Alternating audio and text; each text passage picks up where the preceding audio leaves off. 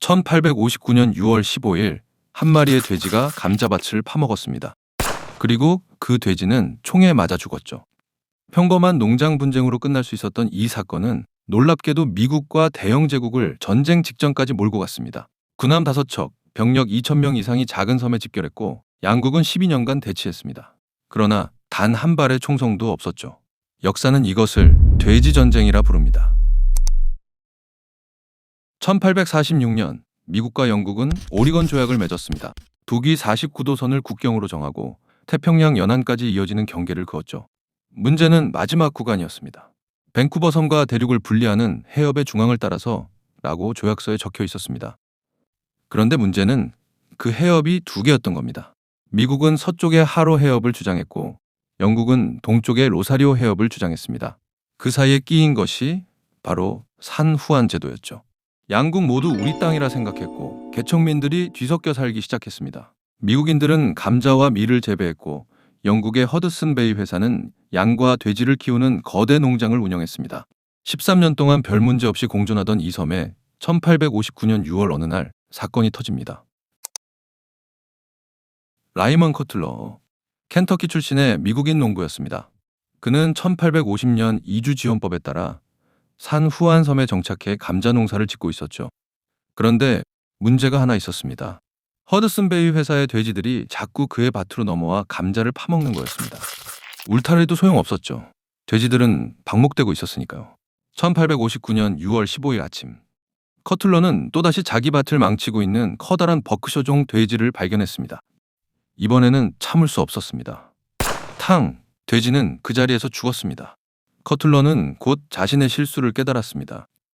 그는 농장 관리인 찰스 그리핀을 찾아가 사과하며 배상을 제안했죠. 돼지값으로 $10를 드리겠습니다. 그리핀의 얼굴이 일그러졌습니다.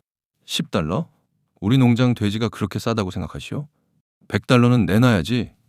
커틀러는 황당했습니다. 당시 $10면 돼지 한 마리 값으로 충분했으니까요. 그건 너무 과한 요구입니다.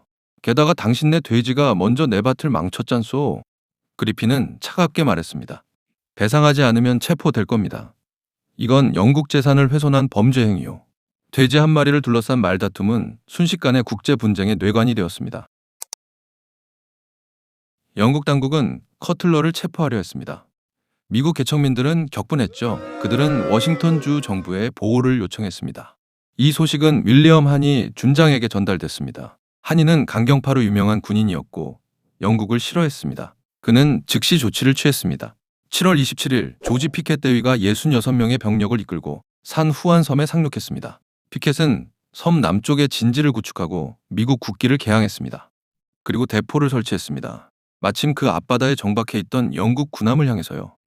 밴쿠버의 영국 총독 제임스 더글라스는 경악했습니다. 미국인들이 우리 땅을 침략했다. 그는 즉시 해군의 출동을 명령했습니다. 결국 8월 초 영국 군함 5척이 산후안 섬 앞바다에 도착했습니다. 더글라스는 해군 지휘관들에게 명령했습니다. 해병대를 상륙시켜 미군을 몰아내시오. 그러나 현장의 영국 장교들은 망설였습니다.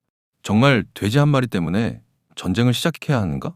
8월 5일 태평양 함대 사령관 로버트 베인스 제독이 도착했습니다. 그는 더글라스의 명령을 거부했습니다. 나는 두 위대한 국가를 돼지를 둘러싼 말다툼 때문에 전쟁으로 몰아넣을 수 없소. 그 유명한 말이 탄생한 순간이었습니다.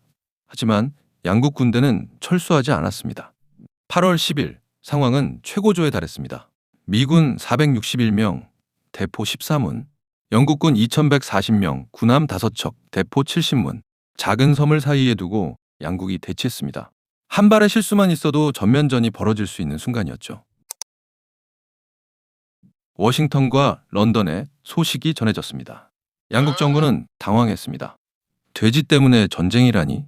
사실 양국 모두 전쟁을 원하지 않았습니다. 미국은 남부와 북부의 갈등이 심화되고 있었습니다. 2년 후면 남북전쟁이 터질 상황이었죠. 영국은 아일랜드 대기근, 내정개혁, 남미 정세 등 신경 쓸 일이 산더미였습니다. 제임스 뷰캐넌 대통령은 최고의 협상가를 파견했습니다. 윈필드 스콧 장군, 73세의 노장이었습니다. 그는 통풍으로 거의 걷지도 못하는 상태였지만 뛰어난 외교 감각을 가진 인물이었죠. 스콧은 9월 20일 뉴욕을 출발해 파나마를 거쳐 샌프란시스코를 경유하는 긴 여정 끝에 10월 20일 산 후안섬에 도착했습니다. 그는 배에서 내리지도 않았습니다. 몸 상태가 너무 안 좋았거든요. 대신 보좌관들을 보내 협상안을 전달했습니다. 양국이 각각 100명씩만 주둔시킵시다. 외교적으로 해결될 때까지요. 영국도 동의했습니다.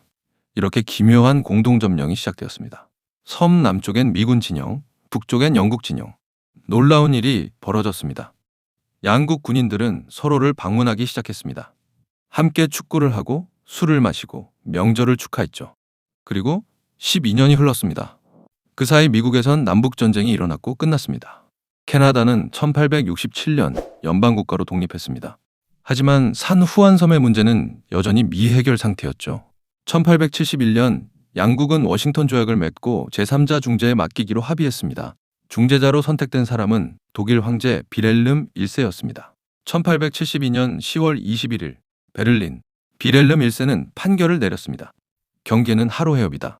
산 후안 제도는 미국 영토다. 그렇게 영국 해병대가 깃발을 내리고 철수했습니다. 미군 역시 산 후안 섬을 떠났습니다. 돼지 한 마리로 시작된 전쟁은 단 한 방의 총성도 없이 끝났습니다. 돼지 전쟁. 유일한 사상자는 이름도 없는 돼지 한 마리였습니다. 1859년 여름, 한 마리 돼지 때문에 시작된 위기는 인간의 이성과 대화로 해결될 수 있다는 것을 보여줬습니다. 역사상 가장 황당하지만 동시에 가장 희망적인 전쟁. 그것이 바로 돼지 전쟁입니다.